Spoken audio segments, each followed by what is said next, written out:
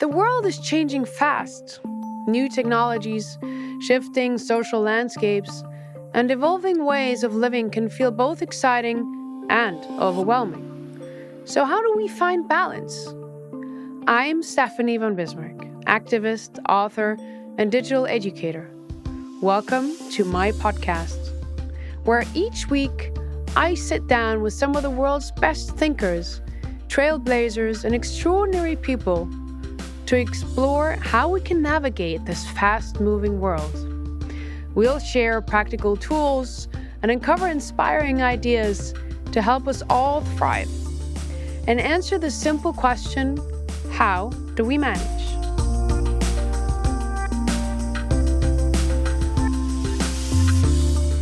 I'm really excited for you to hear this episode because my guest is someone truly inspirational. Elizabeth-von-der-goltz is a name that's known across the global fashion world, and for good reason. She's held some of the most influential roles in the industry, from CEO of Browns to Chief Commercial Officer at Matches, and has led powerhouses like Net-a-Porter and Bergdorf Goodman. But what really struck me in our conversation wasn't just her impressive resume. It was her openness, her strength, and her ability to lead with both vision and heart. We talked about how she built her career, the courage it took her to climb to the top, the glass ceilings she had to smash along the way, and what she's learned from it all. Whether you're just starting out or navigating your own leadership journey, I hope you'll find her story as inspiring and grounding as I did.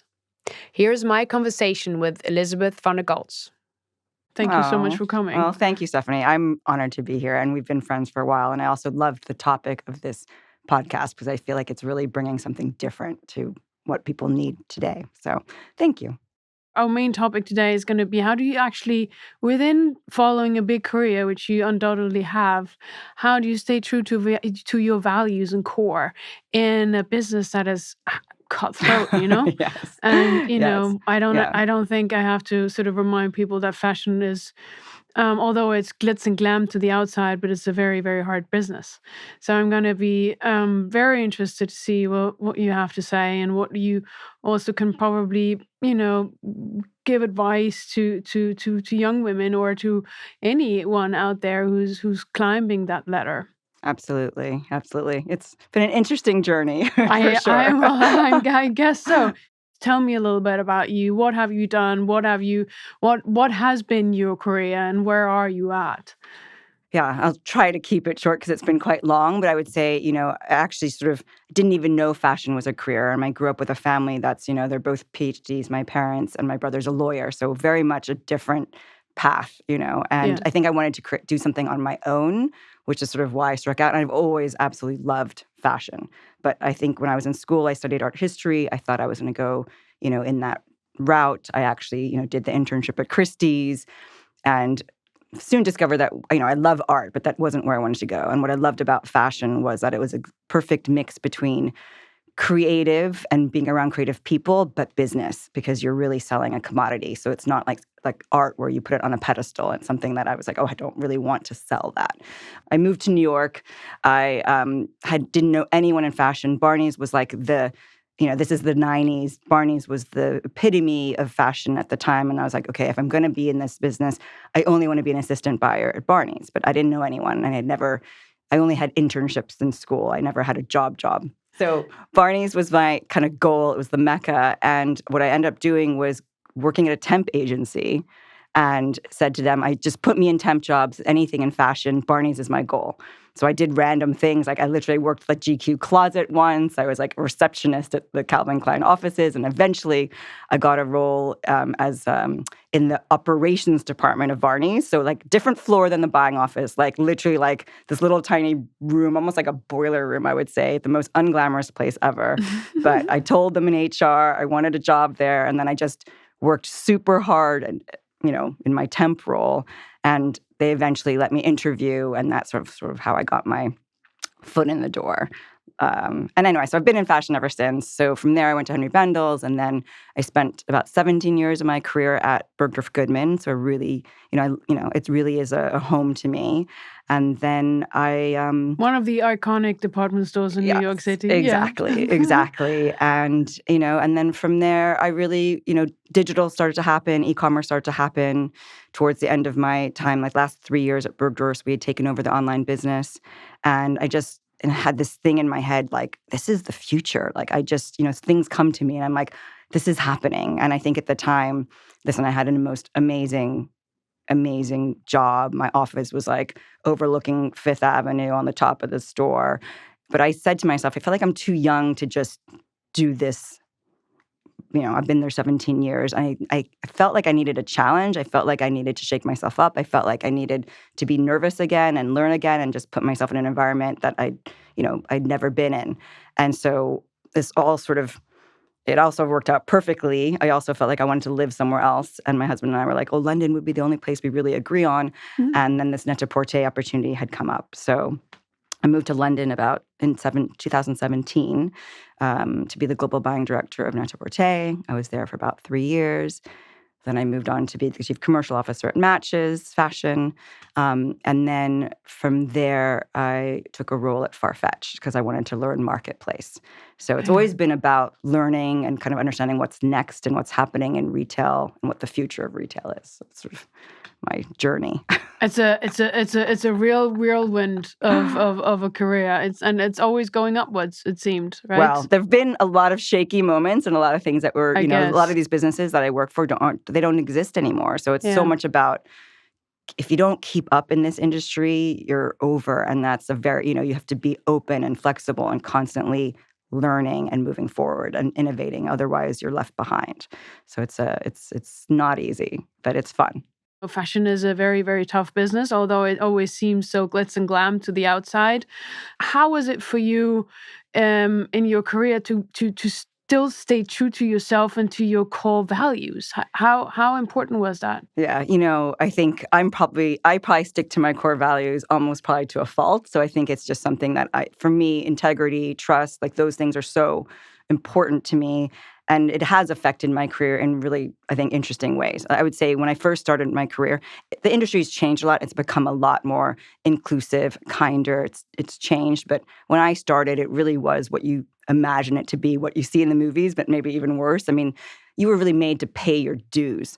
So it was a really harsh environment. You worked for nothing and you worked 24 hours sometime, and you were on weekends. I mean, you really, really worked hard. And I would say for me, when it had to do with the work, I was really passionate, and I'd always do that. And also depended on who I was working for and what my team was like. And, I would say there was a point, when I was 20, I actually had gotten a dream job. And it was when I became the designer buyer at Bergdorf's. And I worked for someone who was really kind of a fashion icon and really one of the best, I would say, fashion merchants in the world, and really for her taste level, for her business acumen, etc. But was a very difficult person. And what happened, and for me, it wasn't even how I was treated, because I think she had a lot of respect for me, but just seeing how people were treated around me. And I actually left the industry completely at a certain point. And I left my dream job because I said, if my role model is this, if that's my future, right? If I work really hard and that's who I'm supposed to become, I was like, I don't want to become that. And I actually left. So I left. I took a little sabbatical. I traveled. Then I moved to Los Angeles. I worked in all kinds of different parts of the fashion industry just to try them out. And after 3 years, the company had called me over and over again when I was gone to come back, and eventually a lot of changes happened, and I eventually did go back about 3 years or 2.5 years later. What was that? The Devil Wears Prada in your life? I kind of always say that. It was probably more extreme, actually, than the movie, in a different way, it's hard to explain. But anyway, when I came back, I was like, it's up to us now to change the culture, and up to me now to help change the culture. And I think that's been very important to me, is to say, wherever I am, if the culture doesn't fit, I either am there to help change it or create it, or it's not a fit. And I think I've stuck to that throughout my career. And sometimes it could have been to my detriment. I don't know. But I think so many people are unhappy at work. Like you hear, I'm sure you've heard friends or people complain and complain and complain. I'm like, for me, work is so much part of your life, right? And if you're not, you have to be happy and you have to find fulfillment from it. And I feel like when you don't is when you have to make a change, and you need the courage to make a change. And it's not easy doing that. So, no, I mean, the courage to make that change is a big component of that, right? Yeah, absolutely. And to take the risks. Right, absolutely. But then I guess, no success ever comes from a comfort zone, even if the comfort zone is not good, no? Exactly. Yeah. And I think, listen, like, it depends on what you want to do. But if you're someone who wants to keep rising, you're ambitious, like, you have to make those changes. And like I said, today, work is so much part of your life. So it has to be something you enjoy.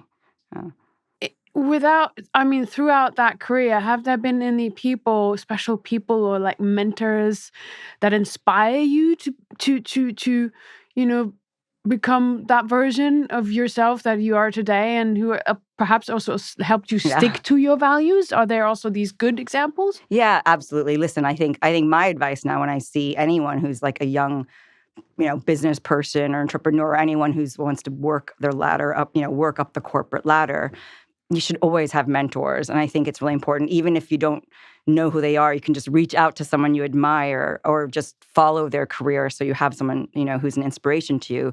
But yes, absolutely. I think I was very lucky. I've had incredible people I've worked for and with throughout my career who have been super supportive. Even when I was like just a buyer, someone taking me out and saying, you know what, I see that you have that true merchant in you. Like, I can see that you can rise to be at the top of this company.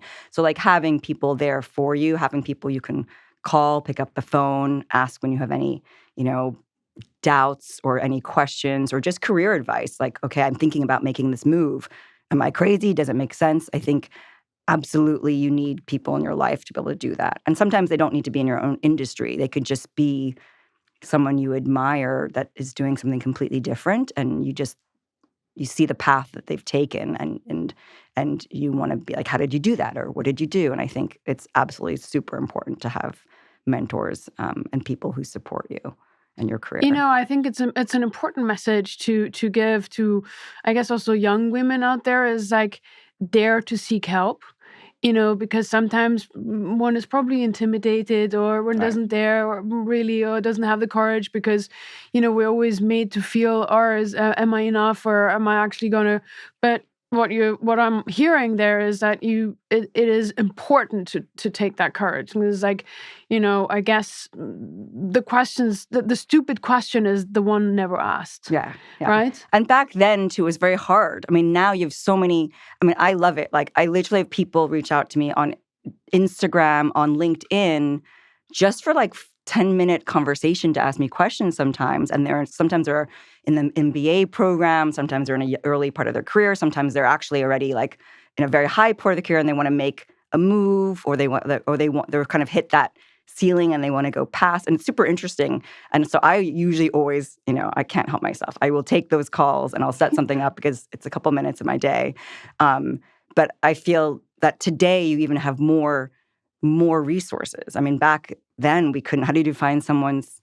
There wasn't even email. When I first started, there wasn't even email. So it's not like you could find, maybe the yellow pages. But it was very difficult. It was very difficult. It was really only people in your orbit that you could ask. But today you can literally reach out to almost anybody and see. I mean, if they might not answer, but you can try. So I guess you must have pushed to quite a few glass ceilings.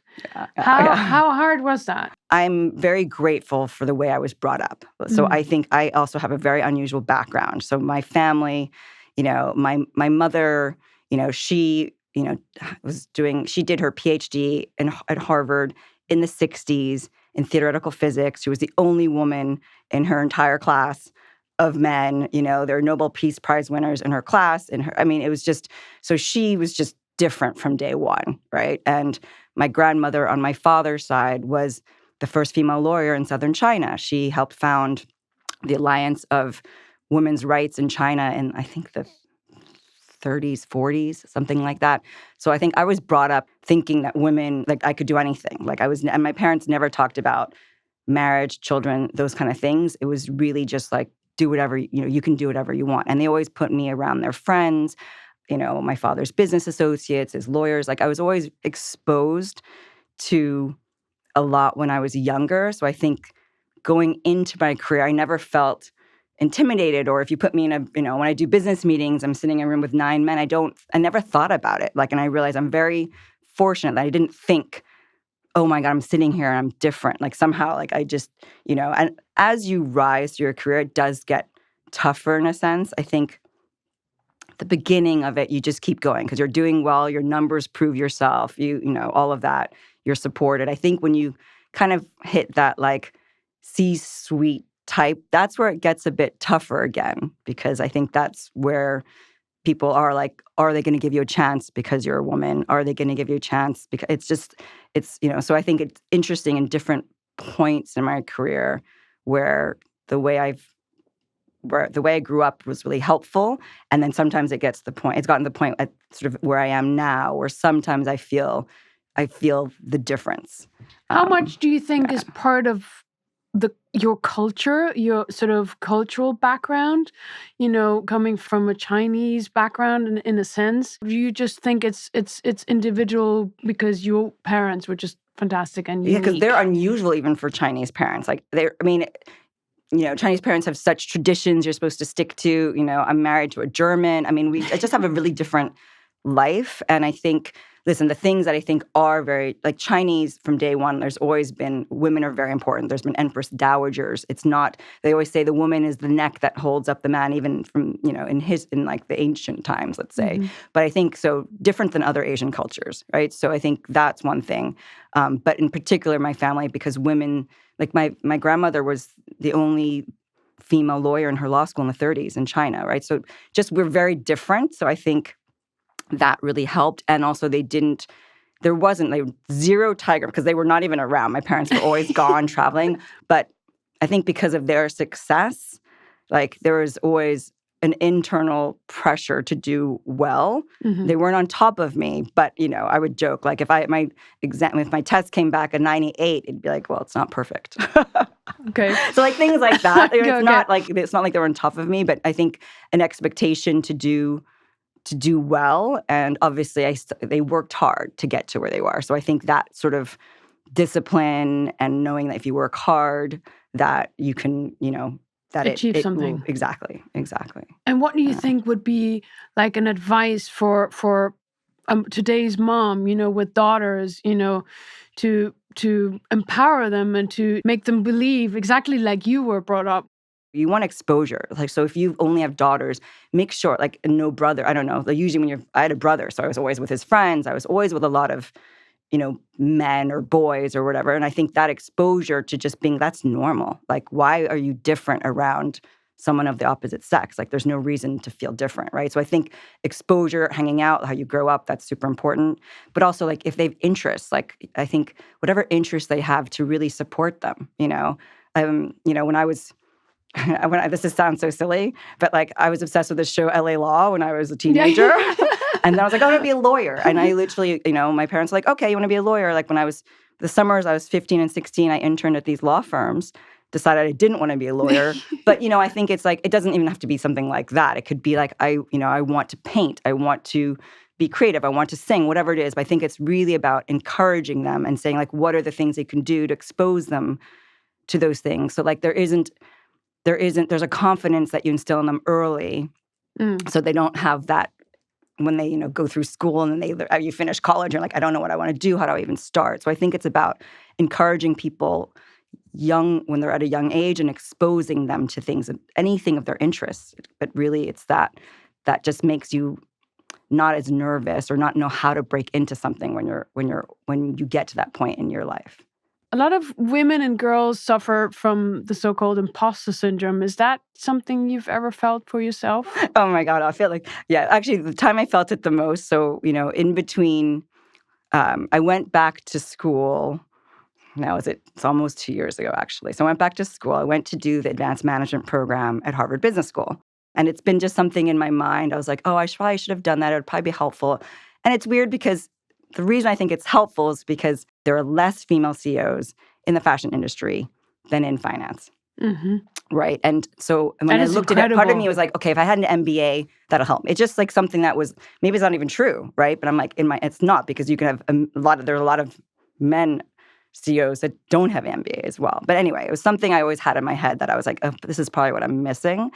And this program ended up being sort of the exact thing I wanted to do. It's basically it's a leadership program and a business transformation management program for people who've been in their industry for 20 years, who are in leadership roles. And so, I went and I applied, and I went to Cambridge and did this program. And it's funny because when you first get there, I was so nervous. I felt like, I don't even know, I've never even been that nervous. I felt like, oh my God, what am I doing here? Everyone's like a CFO and everyone's in these crazy industries. Like no one was in fashion. And quickly, I think though you realize that everyone felt like they had imposter syndrome. So that's okay. like, once you figure that out, you're like, okay, we're all in the same boat, because we're all like, what are we doing here? And after a while, you learn how much I had learned how much knowledge I had over all the experience and years I had, especially because a lot of this program was about how do you help your company innovate, and how do you help it transform for the future, and how do you help change the culture. And because I've been in this really fast-paced industry where you constantly have to change with the consumer or you miss out, it was like people like, oh my God, you know so much and you have so much to share. And so that was really obviously amazing and great to hear. And then I was able to learn so much from everyone else from their industries. And you just realize, you know what, we're all in the same boat and we're all facing the same issues, whatever industry you're in. And quickly you get over that feeling and realize kind of, listen, we're all in this together, and we all feel, you have to be, you don't know everything, right? And that's okay, right? Exactly. It's okay to not know everything. Exactly. No one does, really. Exactly. So it was an amazing experience, and also really to help you understand, like, okay, wow, I am a really strong leader, and I can do these things. And so that was, it was a very affirming time in my life. So tell me, is there a trait that every woman in leadership should cultivate but rarely does? That's an interesting question. I'm thinking about, I think empathy is so important, right? And I think that it doesn't matter, it doesn't come naturally to many people, right? Many people, especially who are very career-driven, really work off of logic and like that strength, right? But I think today, especially with how you lead a culture in a business, how you change a culture in a business, especially with the younger generations, leading with empathy, I think is so important. And I believe women really have that in them innately. And it's like, how do you bring that out? It's no longer also a weakness.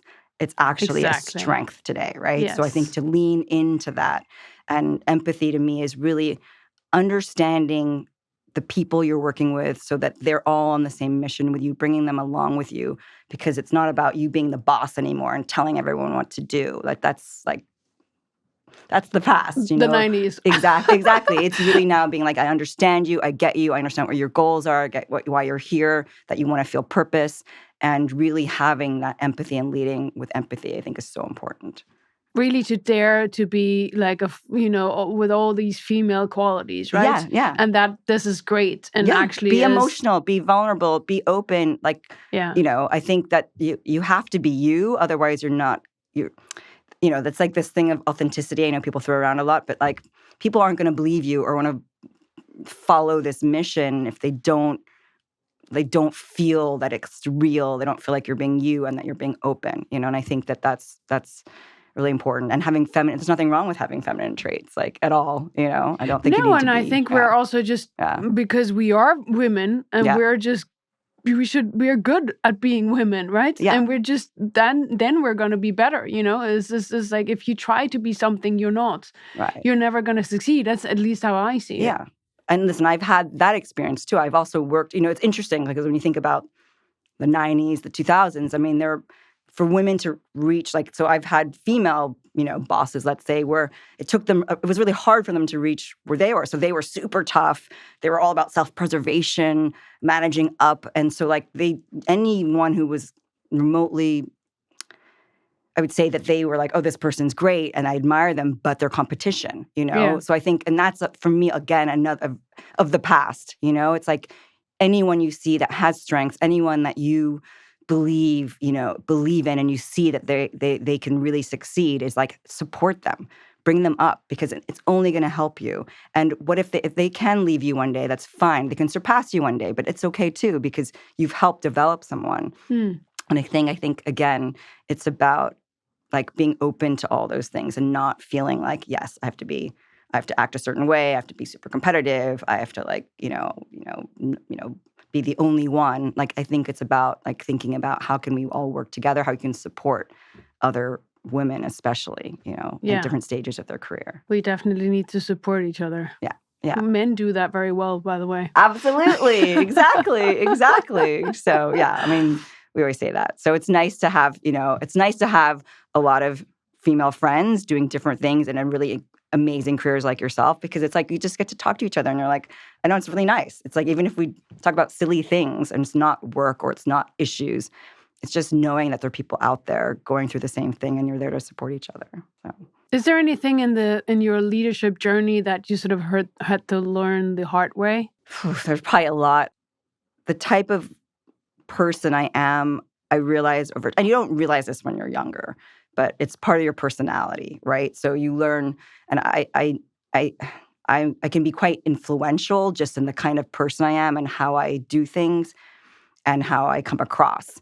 And so you want to make sure that you're trying to be, and when people think like you and people are like you, it's easy to like constantly be like, oh, they're in the inner circle and they understand me, and so I can tell them more and they can share the rest of the business. And you kind of, it's a natural trait to be attracted to people who think like you or similar to you, which for business is actually not healthy. Like you need team around you that's going to disagree or going to look at things in a different way or give you a different point of view and didn't grow up like you or don't think like you, because that's really important in making the right decisions, is having that very kind of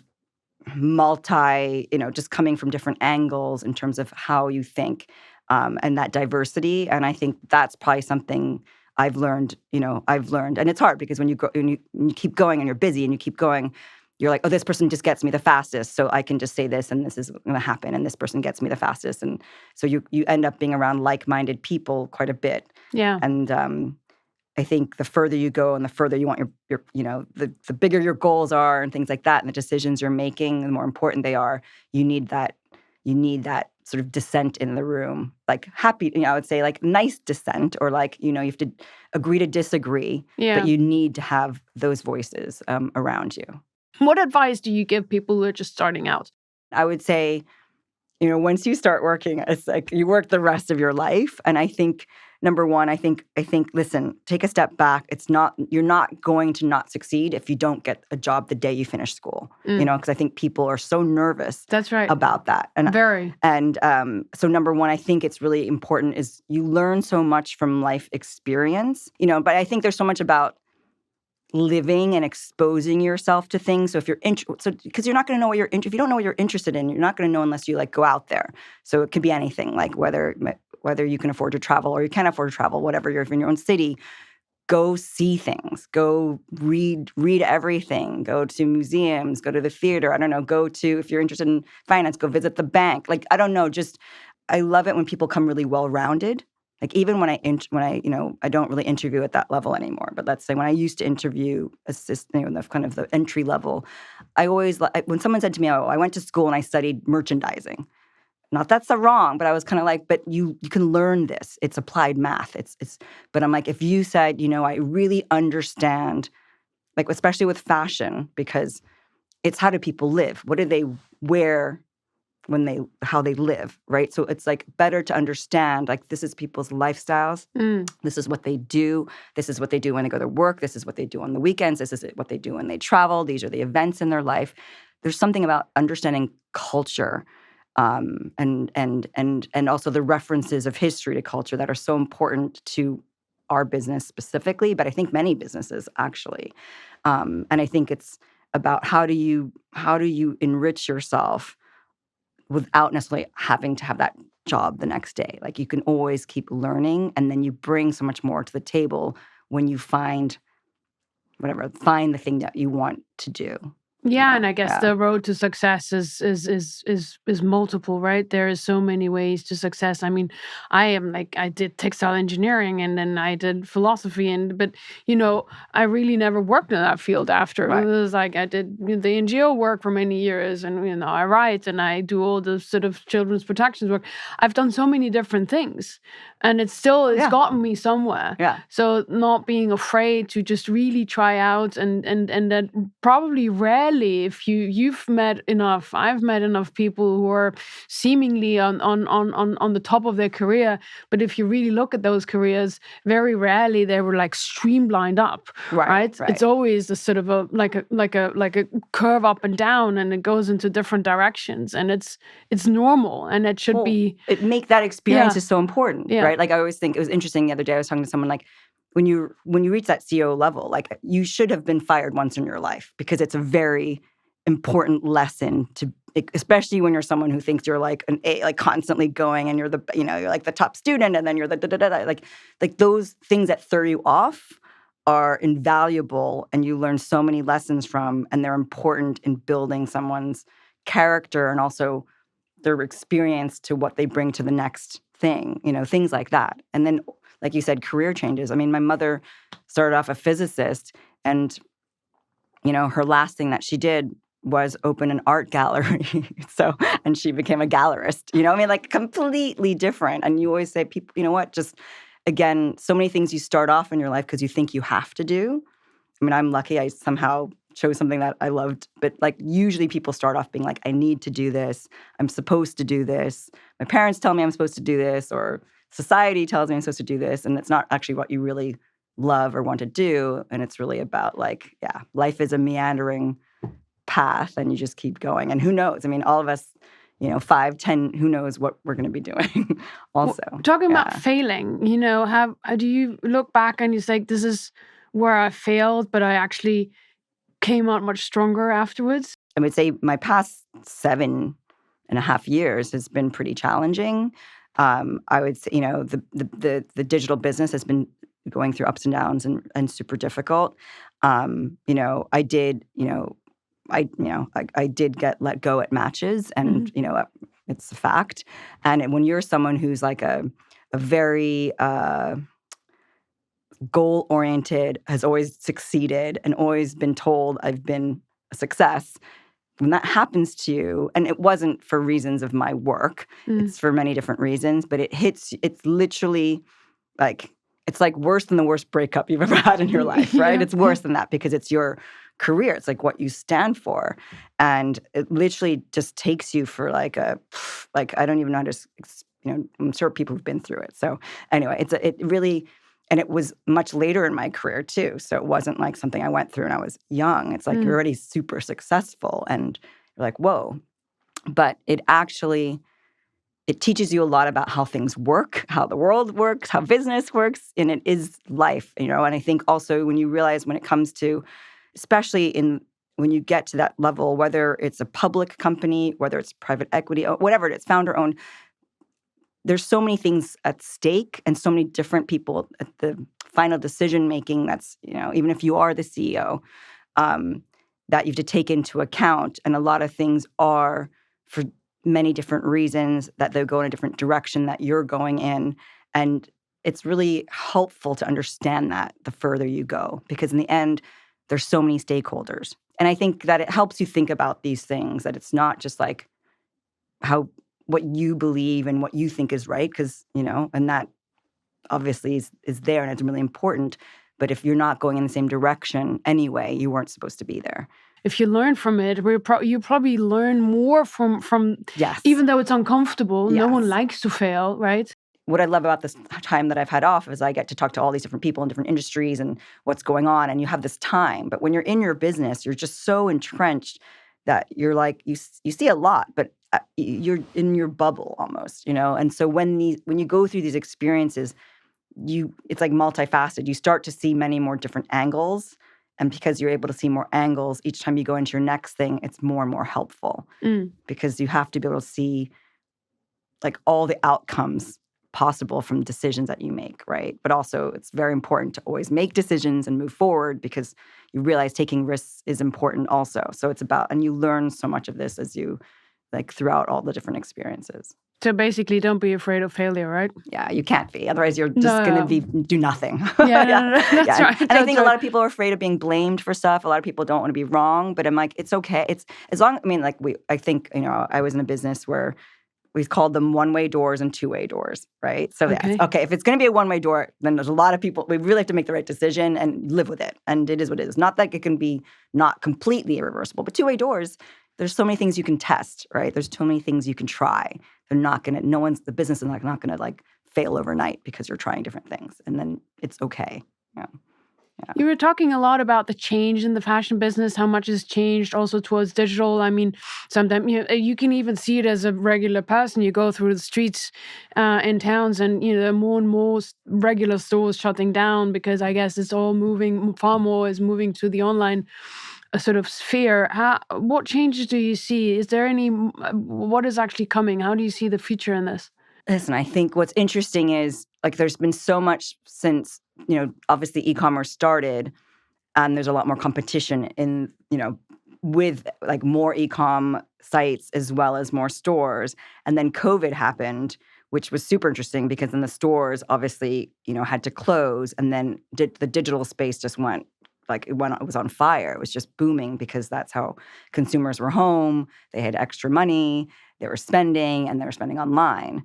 But then what you saw was after COVID that I think people were still optimistic, really optimistic about digital. Where you saw this like return to store, that was underestimated. So it's just been super interesting. And again, I think it's about making sure that you're super flexible. You really have to think about the customer and what they want. And, for me, what's interesting is I really believe that digital is still so important because the customer today is not only going to go to stores, and the customer today is not only going to go to every single brand's site only specific, right? Like people who love fashion and who they love the multi-brand experience and they love the convenience of online. So I still really believe that there can be really successful models out there. And it's sort of, where I really want to go is be like, okay, we can make an ecosystem that's healthier, that's better, and very consumer-led and customer-led. But I think it's just about really working as a whole, whether it's brands, retail, or whatever it is, design, or all of that, with respecting each other and really valuing each other. And I think, some of that went away when businesses were just growing so fast and they're just thinking about their top line. Yeah. I mean, talking about healthy, sustainability is such a buzzword in fashion. So how do you separate real impact from sort of marketing fluff? Listen, I think sustainability is so important from some different ways, right? Just because you see what's happening with supply chains everywhere and you just see that there's just over inventory everywhere, right? I think the consumer, especially the younger generation, it really matters to them too. Yeah. So I think that's something you have to think about for the future. A lot of younger brands, which I love, start off sustainably because it's much harder to change the supply chain if you're a business that's been around for decades, and it's very, very difficult. But I think everyone is starting to do it because they know they have to.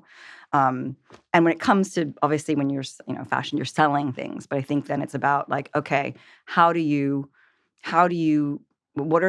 is the value of things? How are they made? And how do they last longer? So I think, for me, it's difficult. Fast fashion, I understand because there are people that some people need fast fashion because they can't afford. So it has a purpose also, but I think the fast fashion businesses are looking at a lot of different sustainable practices as well, I think, which is important. And so obviously it has a space in the industry.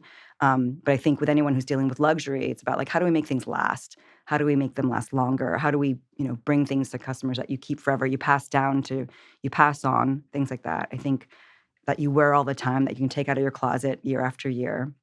I think that's really important, along with the new things, and you see resale and vintage so important today. So I think that's part of this, that circularity I think is super interesting and really important. Like I was with, a person who just loves fashion so much in their 20s, and everything they had on them was vintage, which is basically stuff that I bought 20 years ago. Yeah. And and it's really interesting, right? So I think like when you have things and you do, even if you're buying today, like know that's going to be somewhere in someone's hands in 20 years, like those type, not things that you're just going to throw away.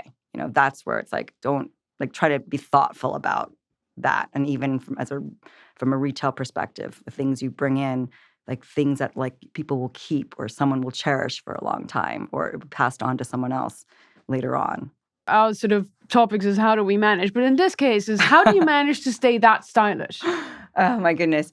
Okay. I mean, first of all, I think looking stylish has just so much to do with your confidence and how you feel. So number one, you want to be comfortable in your clothes. And like I would say, I'm someone who I'm not like super trendy per se. Like I'm quite classic. So, I always have things that I like. And I kind of buy the new versions of them if I'm doing something new. But I think, again, it's about comfort. It's about like feeling confident. So you can wear whatever you want, try whatever you want, mix it however you want. And it's really about showing your individual self. So that's how I'd say, is being stylish. And if you want to try something that's new and cool, great. Wear it your own way. Like don't say, okay, I saw this picture and this is the head to toe way to wear it. Like wear it in a way that goes with yourself, and that way you'll feel comfortable in it and not like, oh, do I look strange? Do I stand out? And I think it's so much about just how you feel in something. And then it's taking care of yourself. Like, yes, absolutely. Yeah. Your body is your temple kind of thing. Exactly. And I think more than anything, I always say it's not what you put on top, it's how you feel inside. That's right. So, I mean, you don't even want to go into the rituals that I have because there's so many. And, that's my next question. No, that's my next question. How do you, is there something that, let's put it that way. Is there something, what you do every day that makes you help manage the day better? I mean, what do you do? There's a lot of things. I always laugh. My husband's like, oh my God, you just have so many, you keep adding to it. I mean, I would say, listen, I take a lot of organic natural supplements every single day, and the number keeps increasing. So it's kind of a scary number. I think we have to have a next episode with what supplements is Elizabeth exactly. take? And I do Vedic meditation every single day. So a nice thing in this time that I've had off, my husband sent me to the London Meditation Center in July, and I got my mantra and I did the training, and I do this now 20 minutes in the morning and 20 minutes for dinner every single day. And that's been super grounding and a really great practice. Exactly. What is a Vedic meditation? Probably you want to explain. I would say, so most people have heard of transcendental meditation, which is this exact same thing. It was just termed that. So it's really, what I love about it is, so they give you a mantra. You're never supposed to share it. But what it is it tells you, it's not like you're supposed to think nothing. Because you always think when you meditate, I have to like have a clear head. It actually gives you the mantra that you repeat. And in this time, hopefully, like let all your thoughts go. So what's great about it is so much that's going through your head, you're processing. And then hopefully there's moments where there's even if it's 2 seconds of nothing, then you're going into that, what they call the meditation, and what I love about it is, again, you go through so much. So like actually when I finish, I like write things down because it actually helped me process things, helped me think about focus and think about ideas or whatever it is. So it's really been super helpful, and it's very grounding, and it relaxes you. So that's been great. I make this crazy kale smoothie with all these different things in it every single day. Wow. Yeah. Okay, I want to have that recipe. And we're going to put it out there. Elizabeth's kale smoothie. And I mean, those are my probably daily things. But again, I think exercise is super important. Mobility. Whatever you can fit in, which is never easy, even if it's just once or twice a week, but anything. And then walking everywhere, if you can walk everywhere versus, I love that. I'm a big walker, especially here in London. I walk everywhere. Yeah, it's just keeping yourself mobile, I think And I could go on forever, but I think those are the things that are really important. Oh, that was already super helpful. Thank you, Elizabeth, so much for being here. You've been a wonderful guest. I could have continued this for I don't know how long, but it's lovely to see you. I wish you all the success for whatever comes next, and I'm sure we're going to probably see you again and with all the new updates and Elizabeth's smoothie recipe and the supplement episode. Exactly. Thank you. This is so much fun, and obviously something I could talk to you forever too. So thank you for having me on the show. Yeah, thank you so much for being here. Elizabeth-von-der-goltz, what an incredible woman. A true leader, a mentor, and yet so wonderfully grounded. Sometimes it's hearing from women like her, who lead with heart, soul, and real determination, that reminds us that we can do it all if we stay true to ourselves and keep going. I really hope her story left you feeling as empowered and uplifted as I do. There are so many more inspiring voices still to come on How Do We Manage. So if you enjoyed this episode, make sure to hit follow so you don't miss what's coming next. How Do We Manage is brought to you by Audi, hosted by me, Stephanie von Bismarck, and featured Elizabeth-von-der-goltz. This episode was produced by Tory. The production manager was Angela Crago, and the executive producer was Ellie Martino. The series was recorded and edited at Podshop Studios in London. Thanks again for listening, and I'll see you next time.